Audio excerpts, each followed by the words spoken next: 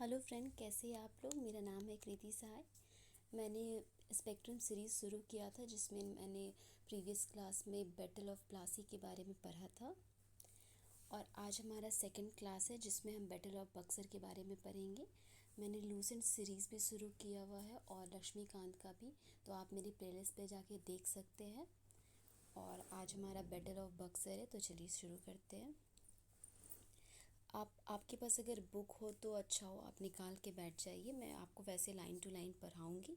ये पेज 89 का है, spectrum book. Okay, second paragraph. तो हमने बैटल ऑफ प्लासी को देखा था। उसके बाद क्या हुआ था कि मीर जाफ़र जो है उनको बना दिया गया था नवाब इंग्लिश ने। तो वो जो है अपना सारा पैसा वैसा देते थे, और जो भी वॉर में उनका कंपनी का क्या होता था, कुछ भी वॉर हुआ तो वो मतलब उसका खर्चा लेते ही लेते थे। तो ये भी अपना पैसा वैसा दिए, लेकिन बाद में मीर जाफ़र भी क्या हो गया, बहुत ज़्यादा इरिटेट होने लगे और वो पैसा देने से मना कर दिए। फिर मीर जाफ़र जो है वो चिंसुरा में डच के साथ उन्होंने एक कंस्पिरेसी किया कि अब हम लोग को ईस्ट इंडिया कंपनी से लड़ाई करना होगा। लेकिन यहाँ पे इंग्लिश वाले तो बहुत ज़्यादा चतुर थे, तो उन्होंने क्या किया, उन्होंने डच के साथ युद्ध किया, जिसमें नवंबर 1759 बेदारा के युद्ध में इंग्लिश ने डच को पूरा सफाया कर दिया उसका। यहाँ पे मीर जाफ़र जो है उसका काफ़ी ट्रेजरी ख़त्म हो चुका है, वो उस कंपनी को पेमेंट देने में असफल रहा। तो यहाँ कंपनी उसको हटा देता है। और फिर क्या होता है कि इधर युद्ध होता है मीर जाफ़र के बेटे मिरान, और दूसरी तरफ मीर कासिम का दामाद जिसका नाम मीर जाफ़र का दामाद जिसका नाम रहता है मीर कासिम। तो ये दोनों के बीच युद्ध चलता है, और फाइनली जो है वो मीर कासिम को उस टाइम जो है गवर्नर हो जाते हैं वांस्टैड, तो उन्होंने मीर कासिम को वहाँ का नवाब बना देते हैं। और फिर मीर कासिम और कंपनी के बीच में ट्रीटी होता है जो कि 1760 में साइन होता है। और उसमें एक ट्रीटी में क्या क्या बोला जाता है, उसमें मीर कासिम राज़ी हो जाता है कि वो बुर्दवान, मिदनापुर और चित्तगौन जो है डिस्ट्रिक्ट वो कंपनी को दे देगा। दूसरा, शैलियत में जो भी चुनाव ट्रेड हो रहा है उसका हाफ शेयर जो है कंपनी को देगा। थर्ड, वो मीर कासिम बोलता है कि जो भी ड्यूज़ है कंपनी का वो उसको माफ़ करते हैं। फोर्थ पॉइंट ये है कि मीर कासिम जो मीर जाफ़र जो वॉर में जो भी खर्च हुआ था उसमें मीर जाफ़र पे देने में असफल रहा था। मीर कासिम बोला कि जो भी आप साउथ इंडिया में जो भी लड़ाई की उसका हम सारा पैसा, वॉर एफर्ट जो है वो पैसा आप देंगे। उसके बाद फिफ्थ पॉइंट ये एग्रीमेंट में कहा गया कि जो भी कंपनी के जो भी इनेमी रहेंगे वो मीर कासिम के भी इनेमी रहेंगे, और मीर कासिम के एनिमी कंपनी के रहेंगे। और साथ ही साथ जो कंपनी के फ्रेंड रहेंगे वो मीर कासिम के भी फ्रेंड रहेंगे। उसके बाद सिक्स पॉइंट इसमें ये कहा गया कि जो भी नवाब के टेरिटरी में जो भी इसके टेनेंट फार्मर्स आते हैं वो उसको अलाउ नहीं किया जाएगा कि वो कंपनी के लैंड में जाए। ये सब बात कहा जाता है। तो मीर कासिम जो है ऑलरेडी बहुत ज़्यादा प्रेशर में था, तो वो पैसा तो दे नहीं पाया, तो उन्होंने रिज़ाइन कर चुके थे वो, और मीर कासिम बन गए थे। और मीर जाफ़र को यहाँ पे बोल दिया गया कि तुमको सालाना जो है वो 15,000 रुपये दे दिया जाएगा। तो एक पेंशन की तरह मीर जाफ़र को पेंशन दे के साइड कर दिया गया, और मीर कासिम के साथ और कंपनी के साथ इतना ये 6 पॉइंट जो है एग्रीमेंट हुआ, इसमें ये बात कहा गया। इस पैराग्राफ में जो इम्पोर्टेंट है मैं आपको एक फिर से रिकॉल करा देती हूँ। जैसे कि यहाँ पे आप देख सकते हैं कि अगर क्वेश्चन पूछा जाए कि मीर जाफ़र ने डच के साथ कंस्पिरेसी किया था इंडिया के ख़िलाफ़, तो वो कहाँ पे किया था, तो चिंसूरा का हुआ था। उसके बाद इंग्लिश और डच के बीच में जो बैटल हुआ था वो बेदारा का बैटल हुआ था। कब हुआ था, नवंबर 1759 में। तो ये क्वेश्चन आपको मैं बाद में डच और इंग्लिश के बीच में जो युद्ध हुआ था बेदारा का या सारा युद्ध वो अच्छा से मैं बताऊंगी, बट अभी फ़िलहाल आप ये पॉइंट नोट डाउन कर लीजिएगा। उसके बाद जब कासिम बने थे तो गवर्नर कौन थे, वांस्टैड थे। बाद में एक्चुअली फिर से रॉबर्ट क्लाइव को बुलाया जाता है, लेकिन अभी यहाँ पे ये है, ठीक है। उसके बाद ये आप सारे पॉइंट को एकदम रट्टा मार लो कि क्या क्या थे। तो जो मीर कासिम और इंग्लिश के बीच में जो एग्रीमेंट हुआ था 1780 में, उसमें क्या क्या पॉइंट था। पहला ये था कि मीर कासिम जो है वो बुर्दवान, मिदनापुर और चित्तगौन का डिस्ट्रिक्ट देगा, फर्स्ट पॉइंट।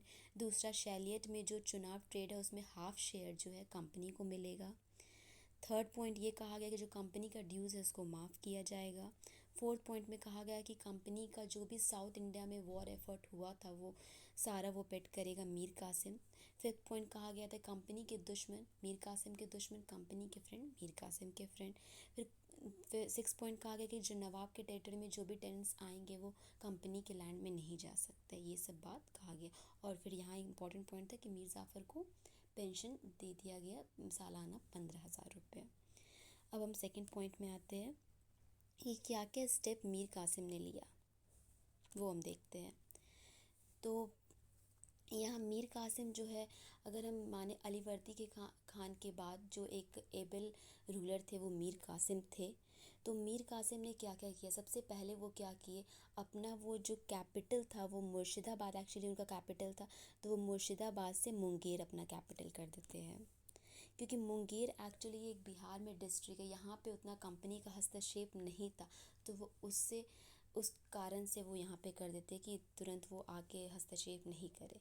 तो उससे बड़ा डिसीज़न ये लेते जिसके कारण एक युद्ध का माहौल क्रिएट होने लगता है। फिर अपने मन से वो ब्यूरोक्रेट्स को चेंज करते हैं इस तरह का। अब यहाँ पे हम पैराग्राफ में देखते हैं कि क्या प्रिल्यूड होता है बैटल का, शुरुआत बैटल ऑफ बक्सर का कहाँ से होता है। कंपनी एक्चुअली चाहते थे कि मीर कासिम एक पपेट की तरह काम करे, जो वो सबसे चाहते थे। तो स्टार्टिंग में तो मीर कासिम ने जो भी है दिया पेट किया, लेकिन बाद में वो कंपनी के एक्सपेक्टेशन पे खरे नहीं उतरे। तो यहाँ पे क्या हुआ, बिहार के जो डिप्टी गवर्नर थे राम नारायण, ठीक है, कंपनी नहीं, वो मुंगेर आ चुके हैं। तो ये जो राम नारायण थे एक्चुअली ये इंग्लिश ऑफिसर के ही आदमी थे, क्योंकि उसके अंडर ही वो काम कर रहे थे। तो मीर कासिम ने कहा कि तुम जो बिहार का रेवेन्यू है उसका तुम एक लेखा जोखा दो मुझे, लेकिन वहाँ पे तो इतना घोटाला ऑलरेडी हो रहा था, तो ये राम नारायण जो है वो बात को नहीं सुना। तो ये भी एक कारण था एक बैटल शुरुआत होने का। तो काफ़ी ज़्यादा मतलब मीर कासिम ये नाराज़ हो गया था बहुत ज़्यादा। उसके बाद था कि कंपनी जो दस्तक यूज़ कर रहे थे, मतलब उसका वो पूरी गलत तरह से किसी यूज़ कर रहे थे। ये भी एक बहुत बड़ा टेंशन क्रिएट कर रहा था नवाब और इंग्लिश के बीच में।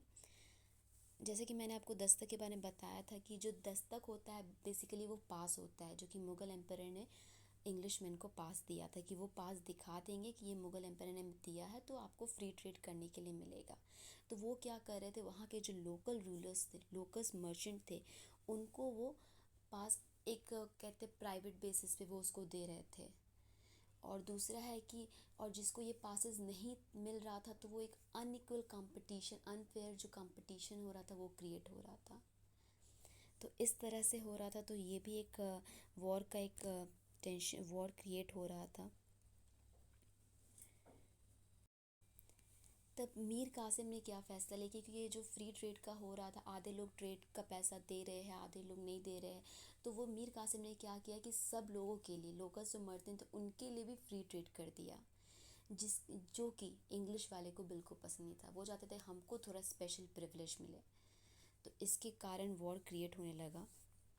तो बाद में क्या हुआ, इंग्लिश और मीर कासिम के बीच में 1763 में जो है एक वॉर हुआ, जिसमें फाइनली जो है वो इंग्लिश वाले कहाँ कहाँ पे जीते, सबसे पहले कटावा, उसके बाद मुर्शिदाबाद, गिरिया, सूती, मुंगेर, ये सब में जो है इंग्लिश जीतते गए, मीर कासिम हारता गया। ये सब आप नाम याद रख सकते। उसके बाद मीर कासिम सब इतना में हार गया तो वो भाग गया अवध, अवध के पास गया। फिर अवध के पास में वो जाकर एक अलाइंस बनाया।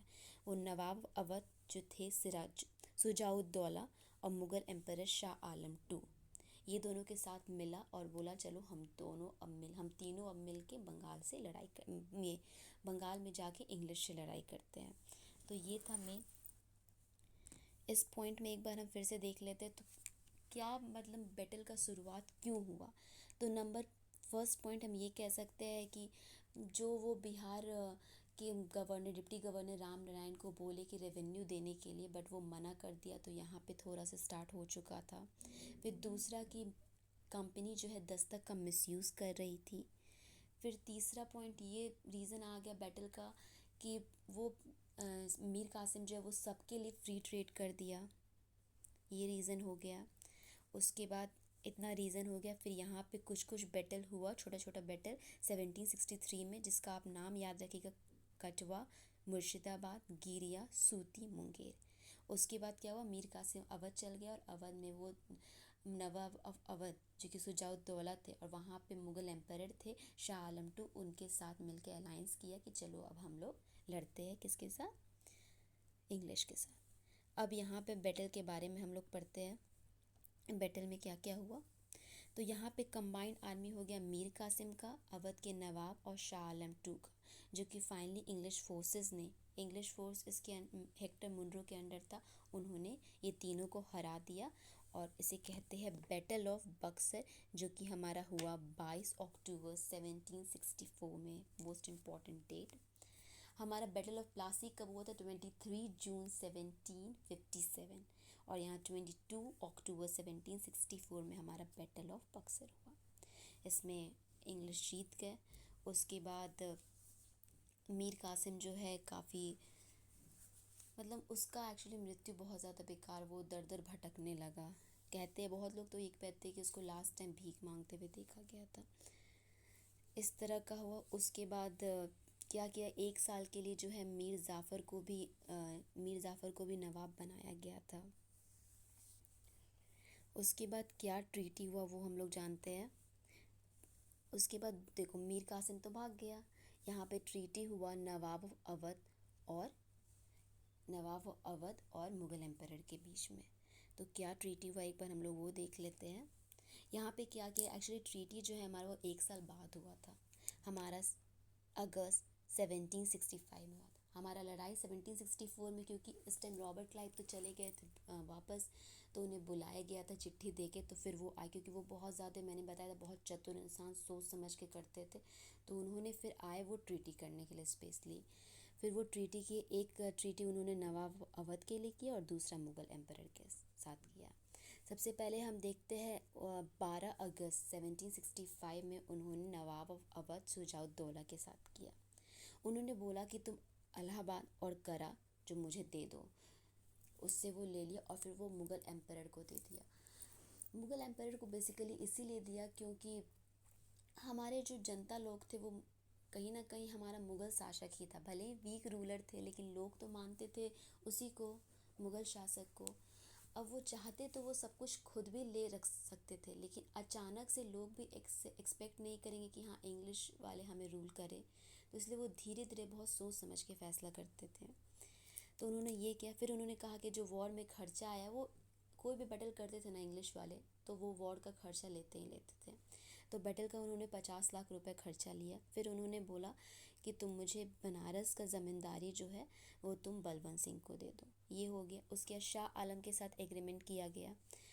पहला तो उन्हें दे दिया गया था इलाहाबाद करा, फिर उन्हें बोला गया कि तुम इलाहाबाद के फ़ोर्ट में, तुम्हें हम प्रिजनर की तरह नहीं रखेंगे, लेकिन तुम बाहर भी नहीं जा सकते, तुमको इलाहाबाद फ़ोर्ट में तुम रहो, ये कहा गया। प्रोटेक्शन सब कंपनी का तुम्हें मिलेगा। उसके बाद उन्होंने कहा कि तुम इशू करो फरमान जिसमें हमें बंगाल, बिहार और उड़ीसा का दीवानी मिल जाए, और तुमको जो इसके बदले हम 26 लाख अपना एनुअल पेमेंट, मतलब सालाना तुमको हम देंगे। तो मुग़ल एम्परर से उसने बंगाल, बिहार और उड़ीसा का दीवानी ले लिया। उसके बाद उसने कंपनी ने बोला मुग़ल एम्परर को कि हमको तुम क्या करो, निज़ामत फंक्शन हम मतलब देखेंगे स्टेट का, तो तुम हमको उसके लिए 53 लाख रुपया दो। इस तरह से उन्होंने किया।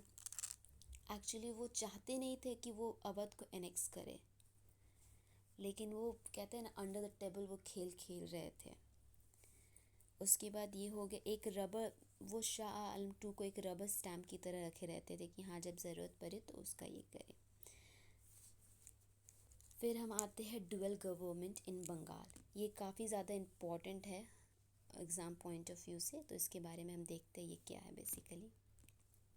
डुअल गवर्नमेंट के बारे में अगर हम देखें तो इसमें होता है दो तरह की एडमिनिस्ट्रेशन होता है। इसका टाइमलाइन देख लीजिए, 1765 से 72 तक लाए। तो ये क्वेश्चन बहुत आता है, डुअल गवर्नमेंट किसने लाया, तो ये रॉबर्ट क्लाइव ले लाया, ठीक है। और ख़त्म किसने किया था, इसके बाद जो हमारे आते हैं गवर्नर जनरल वॉरेन हेस्टिंग। तो ये पॉइंट बहुत इंपॉर्टेंट है डुअल गवर्नमेंट के बारे में, रॉबर्ट क्लाइव लाए थे, ठीक है। ये दो तरह की एडमिनिस्ट्रेशन है। इसमें बेसिकली क्या होता है, एक निज़ामत होता है और एक क्या होता है, दीवानी होता है। ठीक है, निज़ामत में क्या होता है, सिविल एडमिनिस्ट्रेशन होता है और क्रिमिनल जस्टिस है। सिविल एडमिनिस्ट्रेशन में हम जानते हैं जैसे डे टू डे काम हो गया, रोड कंस्ट्रक्शन हो गया, हॉस्पिटल को बनाना हुआ, लोगों की हेल्प करना, और पुलिस, लॉ ऑर्डर, ये सब निज़ामत में आएगा। जो मिल गया किसको, बंगाल के दीवान को मिला। और एक दीवानी राइट जो है वो कंपनी ने अपने पास रखा। दीवानी राइट जो है वो एक्चुअली जो पैसा वैसा वाला बात हो गया ना, कंपनी ने अपने पास रखा, टैक्स लेने वाला, रेवेन्यू रिलेटेड।